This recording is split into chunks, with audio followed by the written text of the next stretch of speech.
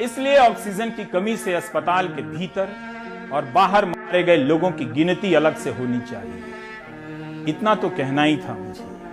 इसे बार बार और कई साल तक कहते रहने की जरूरत है। जिनकी जवाबदेही है उनका नाम लेकर कहा जाना चाहिए कि प्रधानमंत्री नरेंद्र मोदी और उनकी सरकार ने क्या किया। क्यों नहीं इस नरसंहार का अलग से हिसाब रखा। स्वास्थ्य मंत्री डॉक्टर हर्षवर्धन ने कहा था कि महामारी अब खात्मे की तरह है, ठीक उसी तरह से जैसे पिछले साल कहा गया कि कोई मेडिकल इमरजेंसी नहीं, कोई सफाई नहीं कि किस आधार पर इस तरह के बयान दिए जाते हैं। एक और प्रसंग बताता हूं। जैसे आप अस्पताल ढूंढ रहे थे और मीडिया ठकुर सुहाती के लिए अल्फाज ढूंढ रहा था, रेल मंत्री रोज ट्वीट कर रहे थे कि उनकी रेलगाड़ी यहां से ऑक्सीजन लेकर वहां जा रही है। उसी समय अदालत में भी बहस चल रही है कि ऑक्सीजन है कहां, पहुंच क्यों नहीं रहा है। लोग ऑक्सीजन के बगैर मर गए हैं। मंत्री के ट्विटर पर ऑक्सीजन पहुंच रहा है, अदालत की बहस में ऑक्सीजन नहीं पहुंच रहा है। और आपके अपने अस्पताल के बाहर बिना ऑक्सीजन के मर जा रहे हैं। क्या सेंट्रल विस्टा प्रोजेक्ट को लेकर जो सवाल कांग्रेस उठा रही है वो उचित है? क्योंकि हमारा ये मानना है कि विकास और कोरोना से लड़ाई दोनों साथ साथ चलते रहना चाहिए। मैं आपसे ये समझना चाहता हूं कि कोवैक्सीन को लेकर भ्रम तो सबसे पहले कांग्रेस ने फैलाया था ना। जीने की खबर है, न मरने की खबर है और न मरने पर खबर है। जो लोग मर गए वो सरकारी आंकड़ों से गायब कर दिए गए।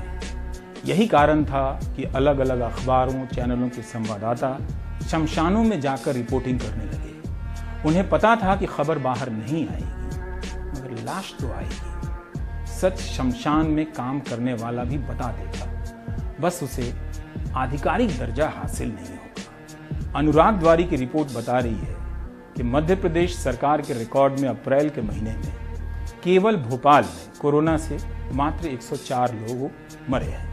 लेकिन जब अनुराग शमशान और कब्रिस्तान के रिकॉर्ड देखने गए तो पता चला कि उन रिकॉर्ड के अनुसार 3000 से अधिक मौत हुई है। मैंने और क्या क्या किया, किन बातों ने मुझे प्रभावित किया, मेरी दिनचर्या कैसी थी, किन खबरों ने मुझे झकझोर दिया, कुछ पल के लिए कहूं तो तोड़ दिया।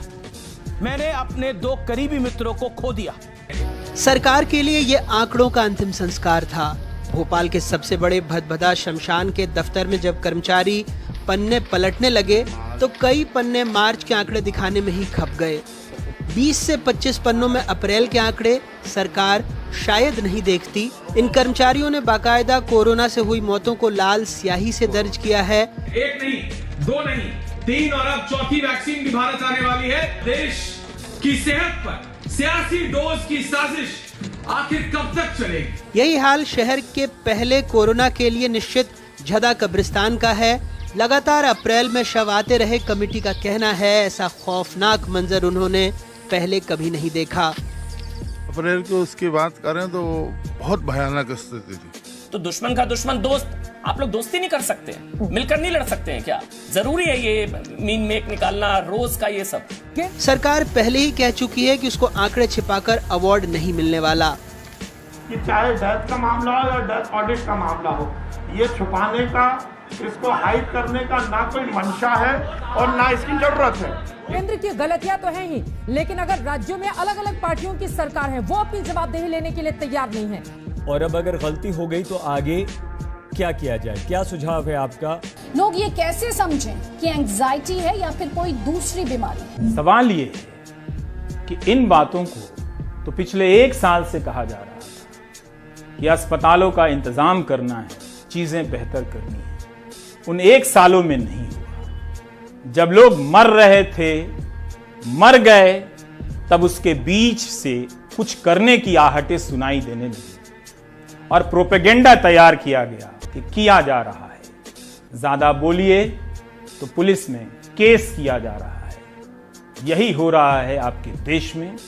लोग मर रहे हैं और कोई मर गया है, इसके बोलने की भी इजाजत सरकारी आंकड़ों से नहीं है। आपको अनाधिकारिक आंकड़ों से, ऑफ रिकॉर्ड आंकड़ों से मरने वालों का पता लगाना पड़ता है। ये सच्चाई है आपके समय की ब्रेक। और जोर जोर से बोलो कि निकम्मी सरकार, इन मृत लोकतंत्र की मृत और आत्ममुग्धी सरकार, लोकतंत्र को मार देने वाली। इसलिए कहा गया है कि मुंह पे मास्क लगाओ, मुंह बंद रखो।